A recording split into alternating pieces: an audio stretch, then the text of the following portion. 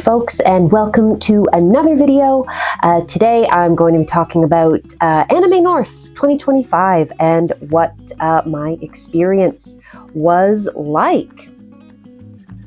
So this is the badge this year for the weekend pass. Very, very cute. Before we get into it, I would like to apologize in advance. I am very, very full of allergies today. This is the only day, unfortunately, that I can film this video because although I took time off before the convention to make sure, everything was in order, I did not take any time off after the convention. So I'm back into my regular work schedule.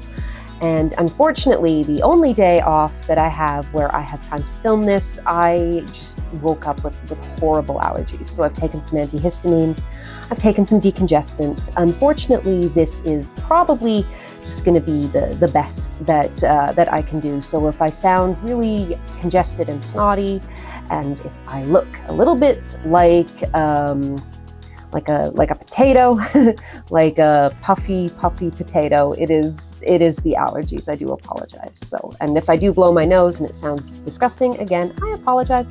It is just my allergies acting up at the most inconvenient time. So yes, Anime North 2025, super cute little badge there.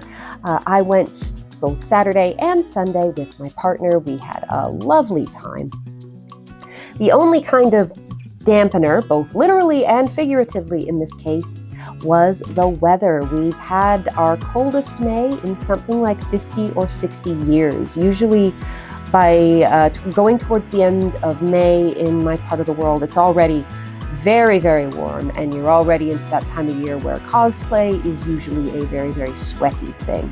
Not so much this year. I was definitely a bit chilly on Saturday. Sunday, I had planned to wear my mushroom outfit. I made myself one of those mushroom hats out of paper mache. I have this super cute little dress ready to go, but it was just not warm enough and kind of rainy, so not really the best mix for a small dress and paper mache. So unfortunately, I couldn't wear that at the convention. That is probably gonna have to wait till Fan Expo later on in the summer, but hopefully, fingers crossed for good weather at Fan Expo. Other than that, it was a great time, lovely panels, really cool cosplays, cool vendors, and events and stuff to watch. So Saturday, I did do some more Doll North stuff. I'll go into a little more detail on that. I think I'm going to make a separate video about Doll North where I focus a little more on that specifically, and I show off my new doll who arrived, I think, a week before Anime North, so sort of just in time. And I would like to show her off and talk a little bit more about Doll North in a separate video. But Saturday we went to a panel about 3D printing and ball jointed dolls, which was very informative, really, really fun, and yeah, just a really great panel. I felt a bit bad because the gentleman running it, unfortunately, the building opens at 10.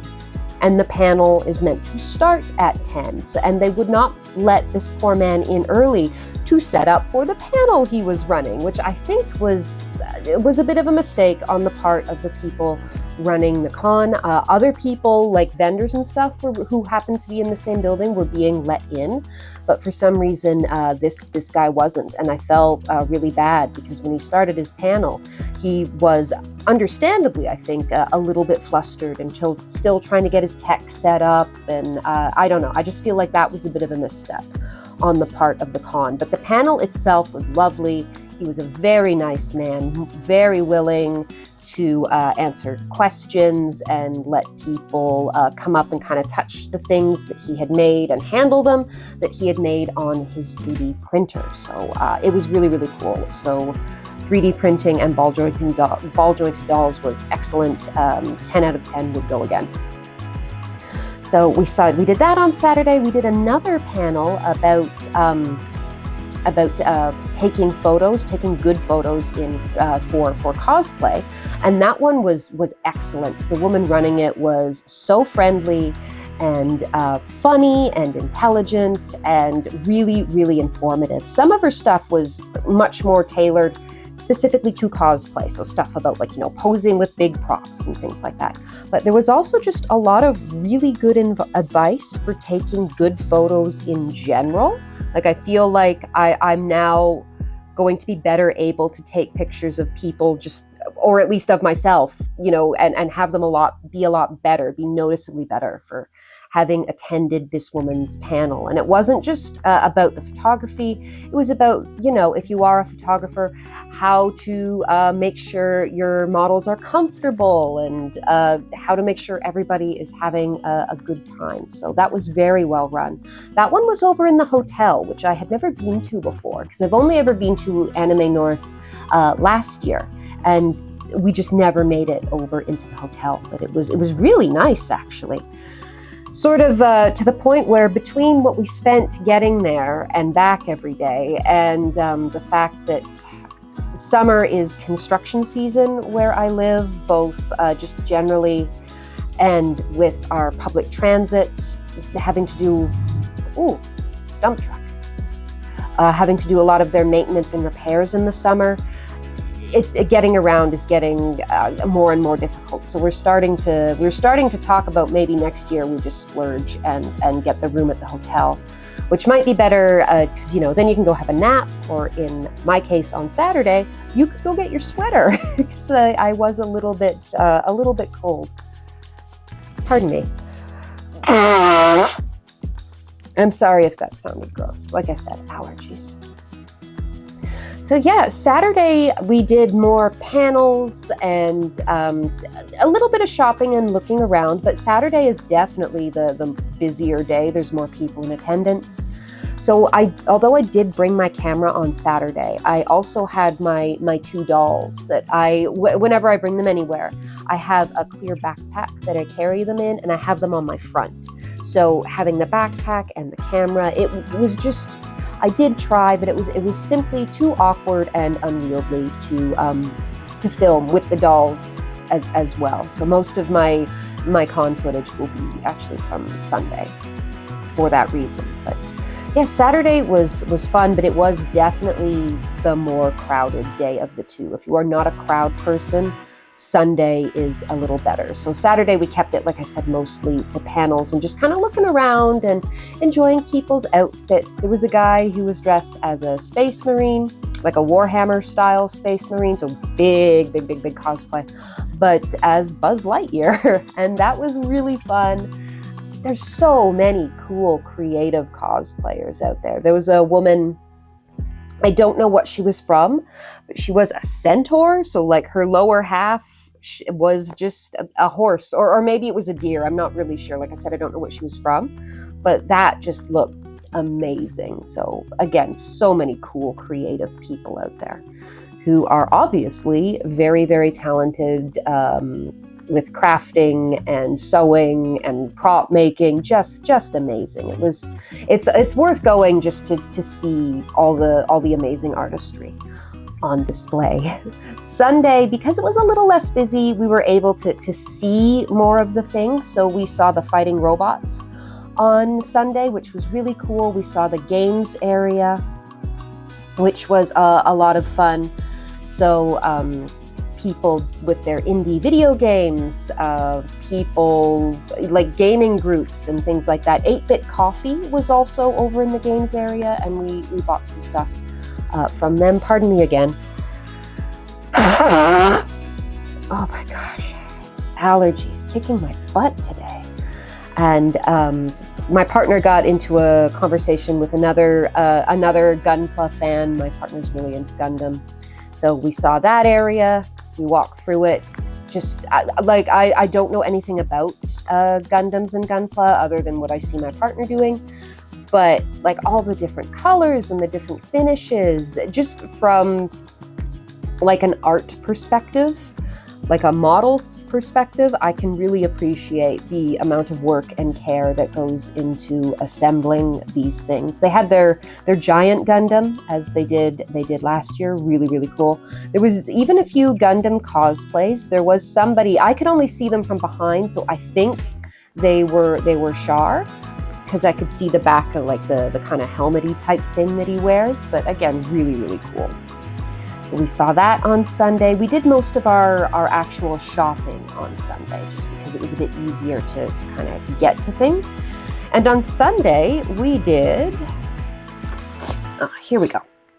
We did the Artsy Animals Stamp Rally. So just very, very fun. It was a lot of fun. I was speaking to a friend of mine afterwards. We were both at the con at the same time. We did not see each other. She did something like 10 stamp rallies in a day, which blew my mind. I don't know how you would, even though Sunday was the less crowded day, I don't know how you would do 10 stamp rallies. That is incredible to me. So that was fun. And then you finish the stamp rally and you get like a little prize pack. So in the prize pack, this cute little notebook, because it's Artsy Animals, you know, a lot of the stickers and things are themed along that line.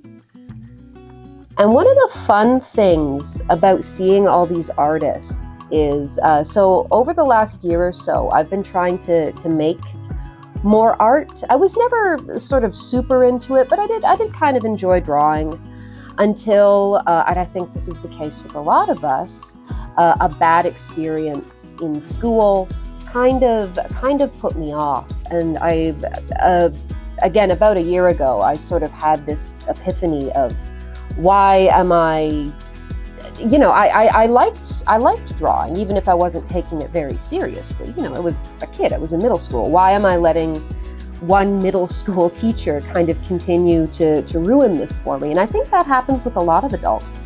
We have things that we're into as kids, or that we're at least kind of interested in exploring, and then some adult, you know, a parent, a coach, a teacher, even if they don't intend to, they can sometimes, you know, without even meaning to, sort of suck the joy out of it for whatever reason.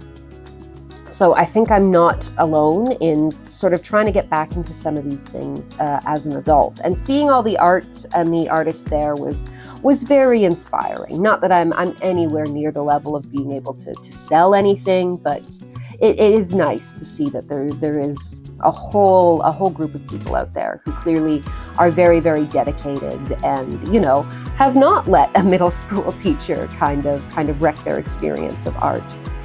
One part of the stamp rally had us go to a particular booth where the artist does like paleo-inspired art. We've got this fat frog, this octopus sticker, and this little Spinosaurus type guy. These were not part of the stamp rally. We bought those because they were so cool. A lot of the art at Anime North, and this is not a criticism, this is just an observation, a lot of it is obviously going to be character art, or, you know, very, very cute, very soft, very sweet, sort of kawaii things, which again, you would completely expect, but it was kind of neat to see somebody there who went in kind of a different direction with it. My partner actually ended up backing this artist's GoFundMe for like a dinosaur plush, which was really, really cool. And then sort of over in the artist's alley proper, so proper, I mean, as in not part of the stamp rally. This was properly me looking at actual booths of art and finding stuff I liked.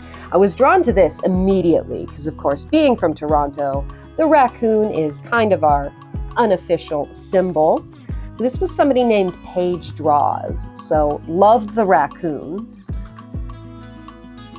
So, of course, I had to get this one too. I don't know how to draw because I don't. Really beautiful bookmark. And then I grabbed this because I am a sucker for a blind box, or in this case a blind bag, 100%. But I will just show you quickly what was in it. So I got another bookmark, again, sweet little raccoon, some duck stickers,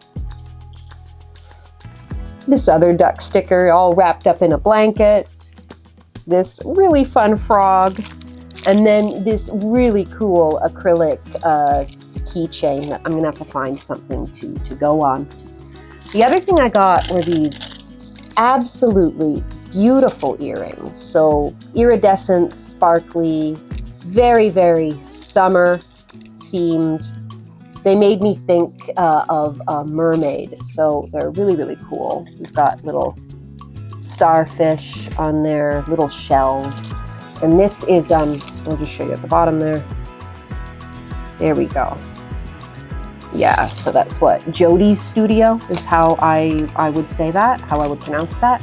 I have another pair that I got from the same maker. That's like little purple flowers that dangle with a little petal. They're on my dresser right now. I've been wearing them a lot since I bought them. So really, really cute. Really very happy with those. I've been getting compliments on the other pair that I've been wearing. As I said, I am a sucker for a blind bag or a blind box, so I do have a few things I have two things that came out of blind boxes that I bought. First is this very cute little sitting cat. Love him, so cute. And then a little purple ninja cat. The mask comes off. So, I'll try and show you the mask. It's very small though. Yeah, and there's Kitty without the mask. Very, very sweet. The other cat thing I bought, because of course I did, is this cat bag. It did not come with the tattoo choker. I put that on there. So it's not very roomy inside, but I don't mind, honestly. The cuteness makes up for it. And I had this little cat paw pouch that I put on the bottom, and this does have more space in it. So yeah, and I got compliments on that cat bag at the con with people asking me if I had bought it there and where. So it was pretty popular. I'm actually fine with having the smaller bag with the pouch because I'm one of these people where no matter what the size of the bag I'm carrying is, I will fill it. So if I have a bigger bag, I will fill it, and I have joint issues anyway. So as you can imagine, that habit is not great for somebody with joint issues. So the fact that I have another small bag that really limits how much I can put in it is actually good for me for sort of the health related reasons as well. Now, I did buy one figure. I apparently now collect Miku figures. I just absolutely fell in love with this outfit. I think it's so pretty. Her hair is so lovely. So she's a noodle stopper. I haven't used her as a noodle stopper yet. I will have to get some cup noodles and do that. But again, she's so pretty. This is the thing I do like about anime and anime girls is the character designers clearly put so much care and attention into their work, and they come up with these beautiful outfits. The thing is, I see a lot of figures where I think, oh, she's gorgeous. That's such a cool theme, and the way they've put it together, and it just looks amazing. But there's so much anime out there that most of the time when I see a figure and I think, oh, that's really cool, I love her, I have no idea who she is or what property she's from. And I would feel really weird. I don't know if people do this. Let me know if this is a thing that people do and is like actually kind of acceptable, is to have a figure from a property that you don't know, that you've never read, you've never watched, and you just bought the figure because you thought it looked cool. Because I feel like that would be odd, but Miku is so universal and ubiquitous now that I didn't really feel weird or awkward about buying it. So again, super cool. And the thing is, the more I look at her, the more I think, oh, I don't think it would be hugely complicated to do a cosplay based on this outfit. So maybe that's a dangerous road to go down. I don't know if, I become a collector of Miku figures and then it starts me down the path of, oh, and then I can do a cosplay based on the figure. I know there are people who do that, but I'm not a very experienced cosplayer, so I don't know how great an idea that would be for me, but whatever, it was a thought. And I did buy some manga. I bought issues 5 and 6 of a man and his cat. So I already had, issues 1 through 4. This is a super, super cute manga. It's very, very sweet. It's about a man and his cat. It does what it says on the tin. Mr. Kanda is the man, and he adopts this cat that has been sitting in the adoption center for months and months and months because nobody thinks he's cute. And Mr. Kanda takes him home and names the cat Fukumaru. So Fukumaru is actually, hang on, I'll get another issue. Fukumaru is this cat right here. I just realized the one I was holding up had 2 cats on it. No, it's this guy. So it's very sweet.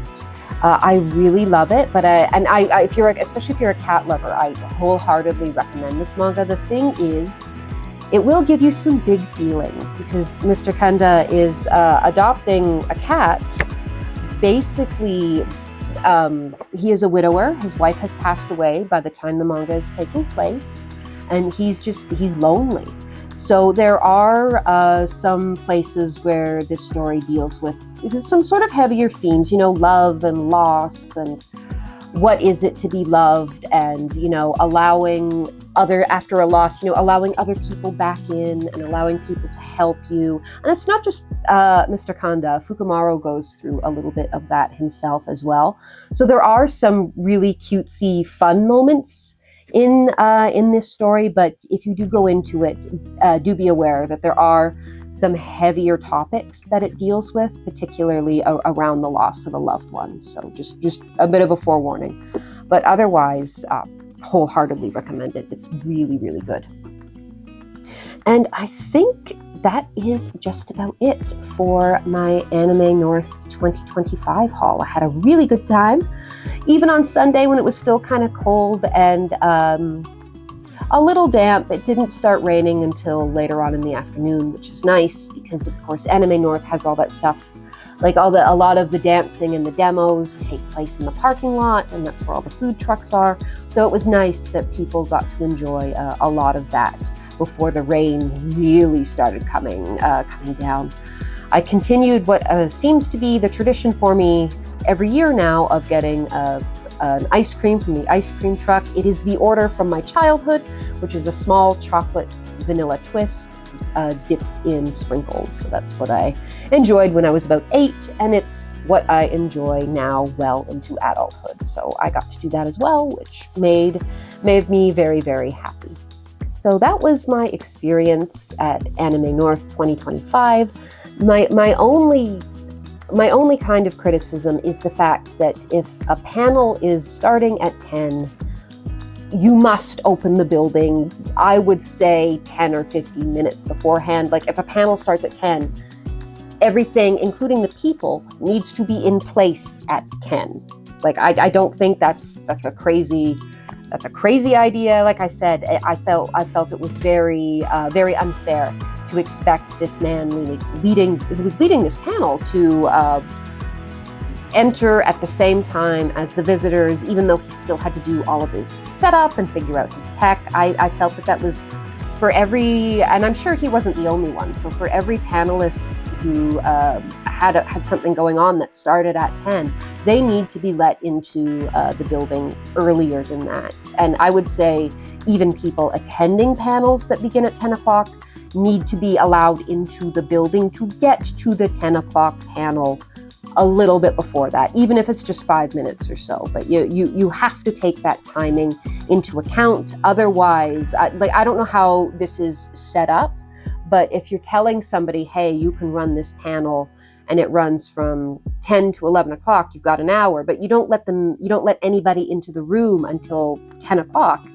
Well, that person doesn't really have an hour-long panel now, do they? And I just don't think that that's very fair. But overall, I feel like that's not, it's annoying, but it's not like a huge criticism. It's not like, they'd blocked off all the fire escapes, or, something that would be like a ridiculous violation of the fire code and a genuine threat to life and limb. So this was not that. It was just kind of annoying and unfair. But that was really my only criticism. Other than that, I had a great time. I just hope that next year it's a little bit warmer, and if I have a fun outfit, I will be able to actually wear it without either being too cold or getting rained on and potentially ruining part of my cosplay. So that is going to be it for me at the beginning, or probably at the end. Yeah, I'll do it at the end. I'm going to throw in some footage, not from Anime North. It's actually from a Museum After Dark program that was dinosaur themed. And they had people in dinosaur costumes on the dance floor. And I just think it's a fun little video, and I want you to see it because it's very, very funny. So I'll probably pop that in on the end of this one. But until next time, until we can hang out again on the channel, I hope you and your loved ones are all safe and well, and we can meet up here again very, very soon. So goodbye, folks.